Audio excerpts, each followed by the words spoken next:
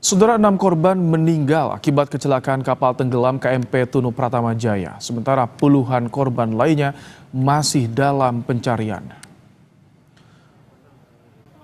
Keluarga penumpang menangis setelah mengetahui anggota keluarga mereka jadi korban jiwa. Sementara 30 orang yang selamat telah dijemput keluarga posko penanganan korban di area Pelabuhan Ketapang, Banyuwangi, Jawa Timur. 29 orang masih dinyatakan hilang.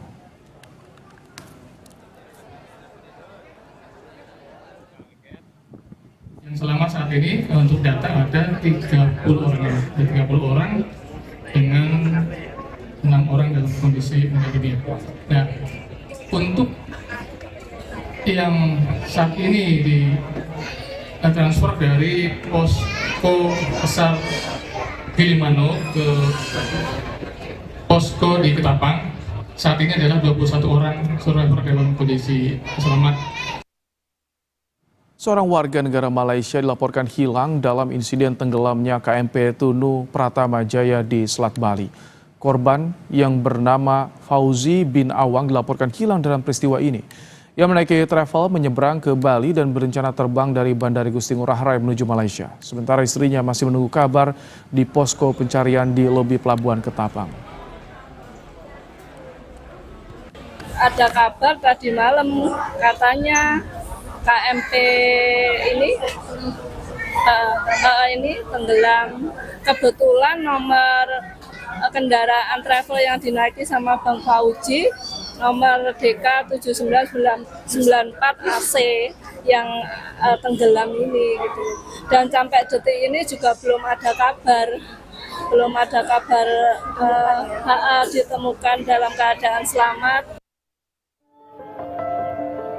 Suasana duka menyelimuti posko penanganan korban tenggelamnya KMP Tunu Pratama Jaya di area Pelabuhan Ketapang, Banyuwangi, Jawa Timur. Keluarga menangis histeris setelah mengetahui nama kerabat mereka masuk dalam daftar penumpang kapal yang tenggelam. Di sisi lain, ada keluarga yang terharu ketika mengetahui anggota keluarga mereka selamat dari kecelakaan di Selat Bali Rabu malam. Sejumlah keluarga memeluk kerabat mereka begitu tiba di posko penanganan korban. Eka Toniansyah, salah satu korban selamat, menyebut dirinya sempat terombang-ambing selama 4 jam sebelum akhirnya diselamatkan nelayan yang melintas. Pertamanya saya di atas kapal aman, Mbak. Lalu itu semua orang panik, tiba-tiba kapalnya miring. Itu semua orang berebutan pelampung. Akhirnya kapalnya tenggelam. Saya terkena ombak dan terombang-ambing di lautan kurang lebih 4 jam, Mbak. Tim SAR datang membantu Anda atau dari warga sekitar mungkin? Itu berapa lama nunggunya, Mas?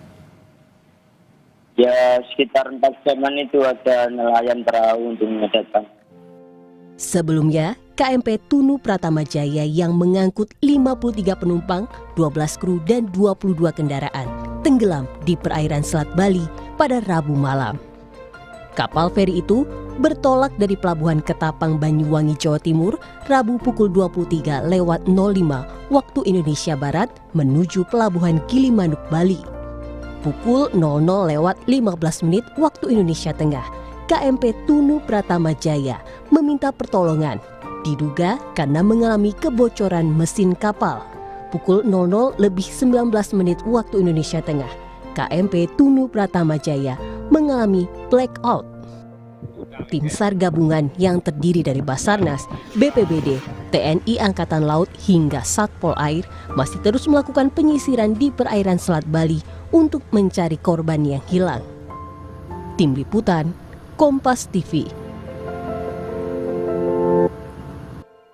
Untuk lebih lengkap terkait dengan pencarian korban tenggelam KMP Tunu Pratama Jaya, kita bergabung dengan Deputi Operasi dan Kesiapsiagaan Basarnas Laksda Purnawirawan Ribut Eko Suyatno. Selamat malam Pak Ribut, dengan Ibrahim dari Studio Kompas TV.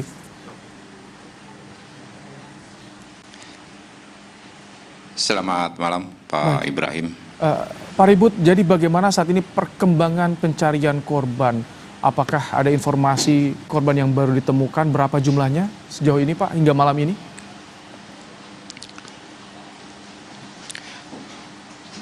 Baik, terima kasih Pak Ibrahim. Pertama-tama atas nama tim SAR gabungan kami mengucapkan turut berbelasungkawa atas musibah yang terjadi. Kemudian pada malam hari ini tim SAR gabungan saya bersama Kapolres Banyuwangi dan Lanal Banyuwangi, kemudian Kepala Kantor SAR Surabaya, dan atas perintah Set Coordinator yaitu Kepala Badan SAR Nasional, saya ditunjuk sebagai SMC dalam penanganan operasi SAR kecelakaan kapal KMP Tunu Pratama Jaya yang tenggelam di Selat Bali.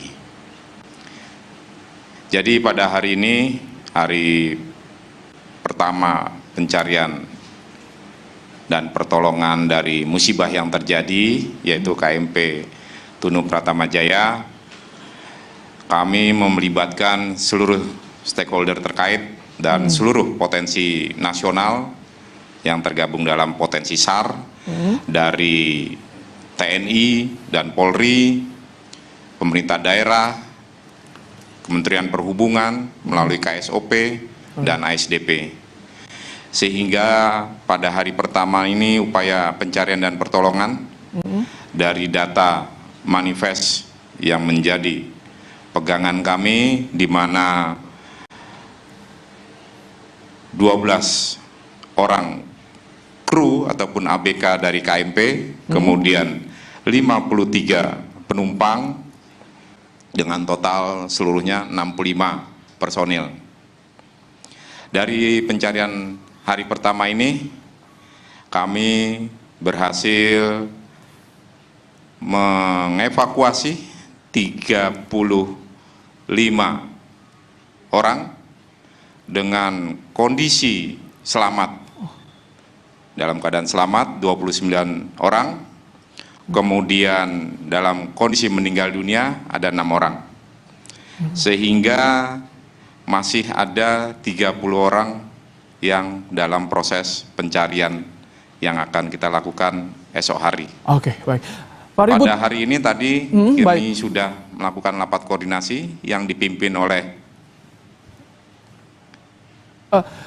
baik, Pak Ribut, bagaimana saat ini karakter dari Selat Bali? Apa tantangan dari tim SAR untuk mencari korban, Pak Ribut?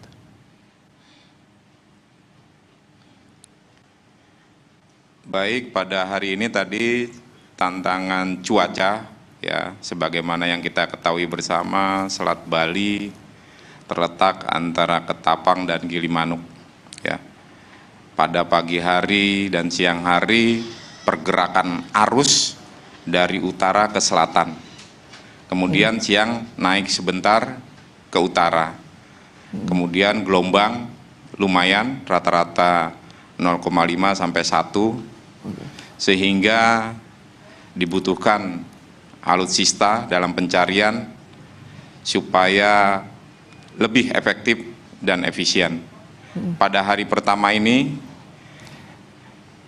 alutsista yang ada seperti RHIB dari Posar Banyuwangi dan Posar Jembrana, seperti yang ada di tayangan ini, yaitu RHIB, serta dari Patkamla Payaman, kemudian Kal Sembulungan, serta speedboat dari Ditpol Air, kita upayakan secara maksimal. Dan secara simultan kita menggerakkan 2 KN SAR dari Benoa dan dari Surabaya. Baik, Pak Ribut, dengan alutsista, alat pencarian yang dikerahkan, apakah saat ini sudah bisa dipetakan, dilokalisir wilayah mana saja yang berpotensi itu masih ada korban di sana?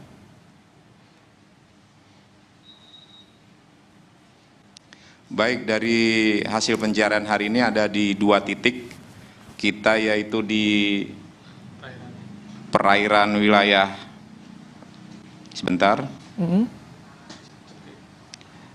ada di wilayah perairan Pebuahan sama di Pantai Cekik. Ini yang korban banyak kita ketemukan. Sehingga itu dari data arus pasang surut mengarah dari utara ke selatan, sehingga rencana pencarian yang kita lakukan itu lebih mengarah ke sektor selatan. Oke. Demikian. Ke depan apakah seperti drone thermal atau aqua ice, tim diving, penyelam juga dikerahkan Pak Ribut untuk bisa memudahkan pencarian ini?